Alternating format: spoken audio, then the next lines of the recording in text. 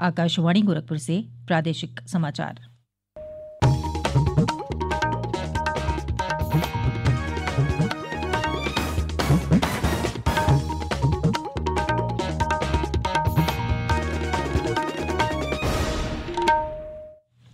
नमस्कार, समाचार बुलेटिन के साथ मैं सुकीर्ति अस्थाना। पहले मुख्य समाचार।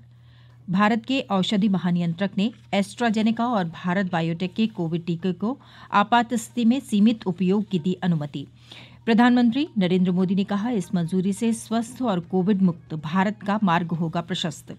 मुख्यमंत्री योगी आदित्यनाथ ने कल गोरखपुर में 580 करोड़ रुपए की विकास परियोजनाओं का किया शिलान्यास और लोकार्पण। और गाजियाबाद जिले के मुरादनगर में शमशान घाट की छत गिरने से 23 लोगों की मौत। मृतकों के आश्रितों को 2-2 लाख रुपए की सहायता देने की मुख्यमंत्री ने की घोषणा।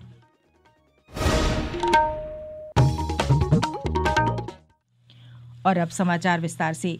भारत के केंद्रीय औषध मानक नियंत्रक DCGI ने कोविड-19 के 2 टीकों के आपात स्थिति में सीमित उपयोग की मंजूरी दे दी है। भारत के केंद्रीय औषध मानक नियंत्रक ने सीरम इंस्टीट्यूट ऑफ इंडिया के कोविशील्ड और भारत बायोटेक के कोवैक्सीन को अनुमति देने की घोषणा की है।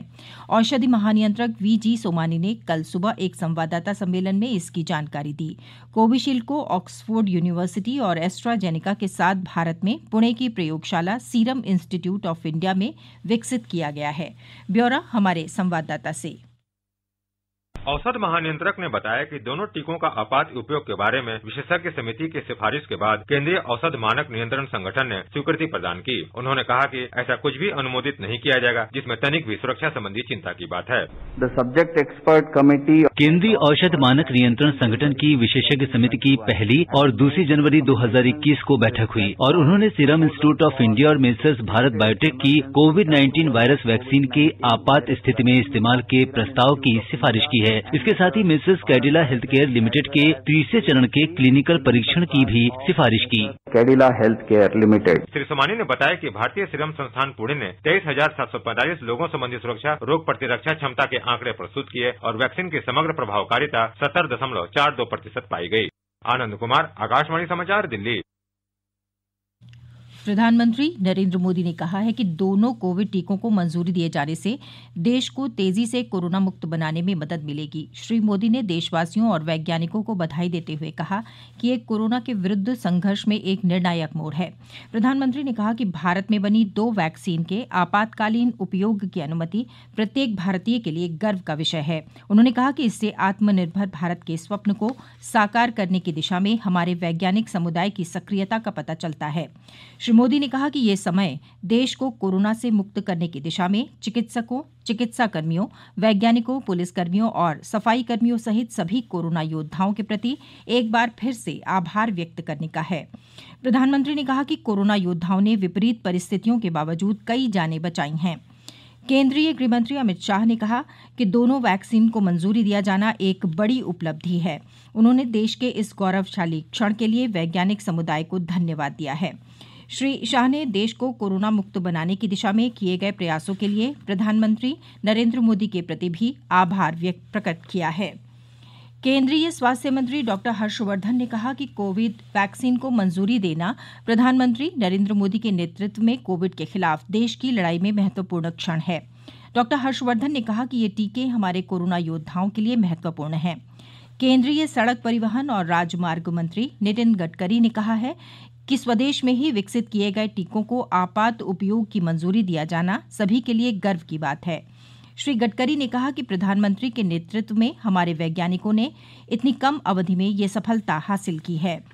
मुख्यमंत्री योगी आदित्यनाथ ने कहा कि प्रधानमंत्री नरेंद्र मोदी के कुशल नेतृत्व में हमारे देश ने कोविड-19 संक्रमण का बेहतर तरीके से सामना किया है। उन्होंने कहा कि प्रधानमंत्री के मार्गदर्शन में कोविड-19 का टीकाकरण शुरू करने की सभी तैयारियां पूरी कर ली गई हैं। श्री योगी ने कल गोरखपुर में कहा कि श्री मोदी विश्व में एकमात्र ऐसे प्रधानमंत्री हैं जिन्होंने कोविड-19 की वैक्सीन तैयार करने वाली प्रयोगशालाओं का दौरा किया। श्री योगी ने कहा कि विकास लोगों के जीवन में बदलाव लाता है और केंद्र तथा राज्य सरकार लोगों का समग्र विकास कर रही है। उन्होंने कहा कि विकास सरकार की प्राथमिकता है। श्री योगी ने बताया कि उत्तर प्रदेश में आज की तारीख तक 5,73,000 लोग कोविड संक्रमण से उबर चुके हैं। उन्होंने कहा कि राज्य में लोगों को कोविड अस्पतालों में बिना किसी भेदभाव के बेहतर इलाज मुहैया कराया जा रहा है। केंद्र सरकार और किसान संगठनों के बीच अगले दौर की वार्ता आज नई दिल्ली में होगी। इससे पहले दोनों पक्षों के बीच छठे दौर की बातचीत के दौरान 4 में से 2 मुद्दों पर सहमति बनी थी। पहला मुद्दा पर्यावरण से जुड़े अध्यादेश पर, जबकि दूसरा बिजली बिल से संबंधित था। बैठक में कृषि मंत्री नरेंद्र सिंह तोमर ने किसान नेताओं को आश्वस्त किया था कि सरकार उनकी समस्याओं का समाधान करने के लिए प्रतिबद्ध है और दोनों पक्षों को सौहार्दपूर्ण पहल करनी चाहिए। श्री तोमर ने किसान संगठनों को आश्वस्त किया कि न्यूनतम समर्थन मूल्य और मंडी व्यवस्था पहले की तरह जारी रहेगी। ये समाचार आप आकाशवाणी गोरखपुर से सुन रहे हैं। मुख्यमंत्री योगी आदित्यनाथ ने कहा है कि प्रदेश का सर्वांगीण विकास सरकार की पहली प्राथमिकता है और इस दिशा में सकारात्मक दृष्टिकोण और प्रतिबद्धता के साथ काम हो रहा है। श्री योगी कल गोरखपुर में गोरखपुर शहर, गोरखपुर ग्रामीण, पिपराइच और चौरी चौरा विधानसभा क्षेत्र से संबंधित 580 करोड़ रुपए की लागत से अधिक की विकास परियोजनाओं का शिलान्यास और लोकार्पण करने के बाद लोगों को संबोधित कर रहे थे। उन्होंने कहा कि राज्य में पिछले 4 वर्षों से हो रहे विकास से लोगों की धारणा बदली है। उन्होंने कहा कि उद्यमी, व्यापारी और फिल्म उद्योग से जुड़े लोग सुरक्षा के विश्वास के साथ प्रदेश में निवेश की इच्छा जाहिर कर रहे हैं। श्री योगी ने कहा कि उनकी सरकार सभी वर्गों के कल्याण और हितों की रक्षा के प्रति गंभीर है और इस दिशा में निरंतर काम कर रही है। उन्होंने कहा कि नवयुवकों को प्रतियोगी परीक्षाओं की निःशुल्क कोचिंग के लिए सॉफ्टवेयर तैयार कराया जा रहा है और जल्दी ही आईएएस और आईपीएस परीक्षाओं की तैयारी के लिए इसे उपलब्ध कराया जाएगा ताकि युवकों को अपने शहर से बाहर न जाना पड़े।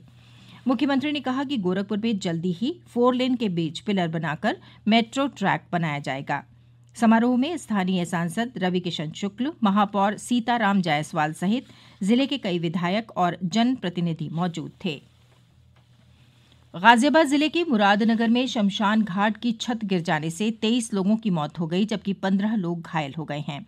पुलिस सूत्रों ने बताया कि यह दुर्घटना उस समय हुई जब शमशान घाट पर अपने परिजन का अंतिम संस्कार करने के लिए बड़ी संख्या में लोग पहुंच गए थे। राहत और बचाव कार्य के लिए राष्ट्रीय आपदा मोचन बल को लगाया गया था। मेरठ मंडल की आयुक्त श्रीमती अनीता मेश्राम ने कहा कि घायलों को अस्पताल में भर्ती कराया गया है।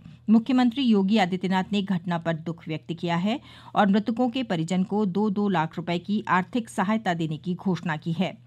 मुख्यमंत्री ने मेरठ मंडल के आयुक्त और जोन के पुलिस अपर महानिदेशक को मौके पर जाकर जांच करने और विस्तृत रिपोर्ट देने को कहा है। जिलाधिकारी और वरिष्ठ पुलिस अधीक्षक गाजियाबाद से स्पष्ट कर दिया है कि राहत कार्य में घायलों को तत्काल उपचार कराने के साथ ही इस पूरी घटना की रिपोर्ट वे तत्काल प्रदेश शासन को उपलब्ध करवा दें, जिससे इस दुखद घटना के पीछे के कारणों को जाना जा सके। और राज्य सरकार सभी पीड़ित परिवारों के साथ पूरी मजबूती के साथ खड़ी है। हर संभव सहायता उन पीड़ित परिवार वालों को राज्य सरकार करेगी। राष्ट्रपति रामनाथ कोविंद और प्रधानमंत्री नरेंद्र मोदी ने दुर्घटना पर गहरा दुख व्यक्त किया है। श्री कोविंद ने घायलों के शीघ्र स्वस्थ होने की प्रार्थना की है। प्रधानमंत्री ने कहा कि राज्य सरकार राहत कार्य में लगी हुई है। उन्होंने मृतकों के परिजनों के प्रति संवेदना व्यक्त की है और घायलों के शीघ्र स्वस्थ होने की कामना की है। प्रदेश की राज्यपाल आनंदीबेन पटेल ने भी इस दुर्घटना पर गहरा दुख व्यक्त किया है।